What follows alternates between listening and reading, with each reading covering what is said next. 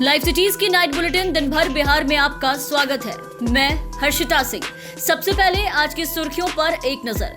बिहार में जहरीली शराब से अब तक 41 मौतें, मृतकों में 2 जवान भी, सरकार पर कई सवाल। शराबबंदी कानून पर भड़का विपक्ष, तेजस्वी यादव ने भी सुनाई खरी खोटी। पेट्रोल डीजल के मसले पर सुशील मोदी ने लालू यादव को दी चुनौती, कहा 2 रुपए भी कम करा कर दिखा दीजिए।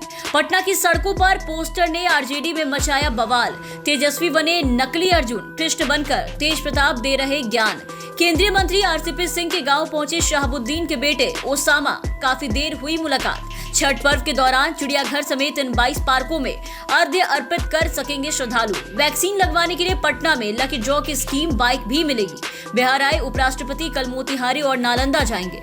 राज्यपाल फागू चौहान और सीएम नीतीश कुमार प्रदेशवासियों को चित्रगुप्त पूजा और भैया दूज की दी बधाई। और अब खबरें विस्तार से। बिहार में जहरीली शराब पीने से लगातार हो रही मौत पर हड़कंप मचा हुआ है। बीते 4 दिनों में सूबे में 41 लोगों की मौत हो चुकी है।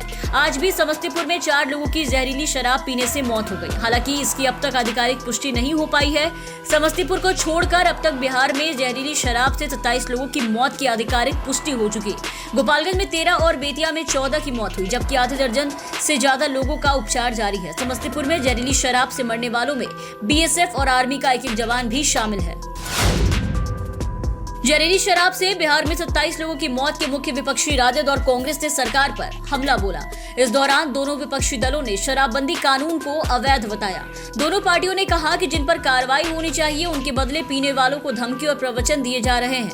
नेता प्रतिपक्ष तेजस्वी यादव ने कहा कि बीते 3 दिनों में ही जहरीली शराब से 50 से अधिक मौतें हो चुकी हैं। मुख्यमंत्री खुद प्रशासन, माफिया और तस्कर पुलिस पर कार्रवाई के बजाय पीने वालों को कड़ा सबक सिखाने को धमकी देते रहते हैं।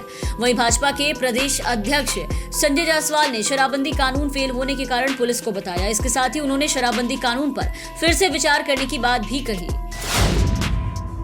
पेट्रोल डीजल की बड़ी कीमत को लेकर राजनीति थमती नहीं दिख रही। केंद्र और राज्य सरकार के टैक्स घटाने के बाद इसके मूल्य में कुछ हद तक कमी आई, लेकिन विपक्ष इसे पर्याप्त नहीं मान रही। बिहार के प्रमुख दल राजद के अध्यक्ष लालू यादव ने कहा कि पेट्रोल डीजल का दाम कम से कम 50 रुपए कम होना चाहिए। इस पर सुशील मोदी ने कहा कि यदि लालू प्रसाद को लगता है कि पेट्रोल डीजल के दाम 50 रुपए कम होने चाहिए तो वो अपने प्रभाव का इस्तेमाल करे।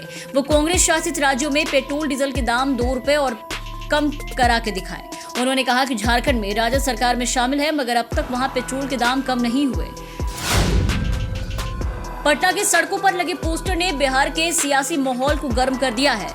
शहर के डाकबंगला चौराहा और आयकर चौराहे पर लगाए गए इस पोस्टर में लालू यादव के साथ ही उनके दोनों बेटे तेजस्वी और तेज प्रताप यादव की तस्वीरें लगी। इस पोस्टर में तेजस्वी को नकली अर्जुन और अहंकारी बताया गया, जबकि कृष्ण बनकर तेज प्रताप अपने छोटे भाई को ज्ञान दे रहे हैं। इस बार खास बात यह है कि पोस्टर लगाने वाले के बारे में किसी को नहीं पता। राजद ने आरोप लगाया कि ऐसे पोस्टर सत्ता पक्ष की ओर से लगाए जा रहे हैं। पूर्व सांसद शहाबुद्दीन के बेटे ओसामा केंद्रीय इस्पात मंत्री आरसीपी सिंह के गांव पहुंचे। इस दौरान आरसीपी ने उन्हें बुके देकर ओसामा का स्वागत किया। दोनों के बीच काफी देर मुलाकात हुई। नालंदा के मुस्तफापुर में आरसीपी सिंह का पैतृक गांव है। बताया जाता है कि ओसामा ने केंद्रीय मंत्री आरसीपी सिंह को अपनी बहन के निकाह में आने का न्योता दिया। इसी महीने ओसामा की बहन का निकाह होने वाला है। बिहार में छठ पर्व की तैयारी जोरों पर है। कोरोना से राहत मिलने के बाद माना जा रहा है कि इस बार छठ घाटों पर बड़ी संख्या में श्रद्धालु छठ घाटों पर आएंगे। ऐसे में राज्य सरकार ने पटना के विभिन्न पार्कों में भी छठ के अवसर पर अर्घ्य देने के इंतजाम करने का निर्णय लिया। 4 दिवसीय अनुष्ठान छठ पर्व को लेकर पटना चिड़ियाघर समेत शहर के 22 पार्कों में श्रद्धालु अर्घ्य दे सकेंगे।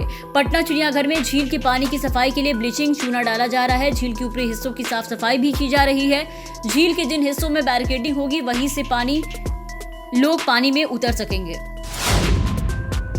कोरोना के आफत काल में जिस वैक्सीन के लिए लोग दिन रात इंतजार कर रहे थे, अब उसे लगवाने के लिए प्रशासन की लकी ड्रॉ की स्कीम चलानी पड़ रही है। वैक्सीनेशन को लेकर कम होती लोगों की रुचि को देखते हुए प्रशासन लकी ड्रॉ में बाइक से लेकर प्रेशर कुकर की योजना बनाई है। इसके तहत प्रतिभागी 8 नवंबर से 26 नवंबर के बीच कोविड-19 का दूसरा डोज लेकर लकी ड्रॉ से लाभान्वित हो सकते हैं। 28 नवंबर 2021 को लकी ड्रॉ खोले जाएंगे। प्रशासन का कहना है जो भी व्यक्ति अभी तक सेकेंड डोज का टीका नहीं लिया वो अविलंब अपने निकटतम केंद्र पर टीका ले तथा लकी ड्रॉ का योग्य प्रतिभागी बनकर लाभ उठाएं।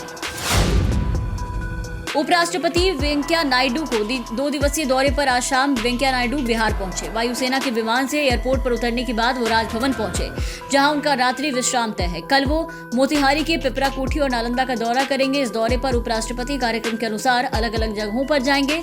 इस दौरान वो मोतिहारी के कृषि विश्वविद्यालय के दीक्षांत समारोह में शामिल होंगे, फिर नालंदा भी जाएंगे। वेंकैया नायडू के इस कार्यक्रम में सीएम नीतीश कुमार भी शामिल होने वाले हैं। बिहार में धूमधाम से भैया दूज और चित्रगुप्त पूजा का त्योहार मनाया गया। राज्यपाल फागू चौहान और मुख्यमंत्री नीतीश कुमार ने दोनों पावन त्योहारों पर समस्त बिहार वासियों को शुभकामनाएं दी है।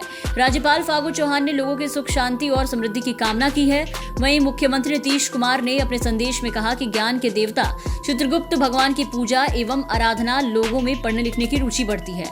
इसके फलस्वरूप बिहार में ज्ञान और शिक्षा का प्रकाश घर घर फैलेगा।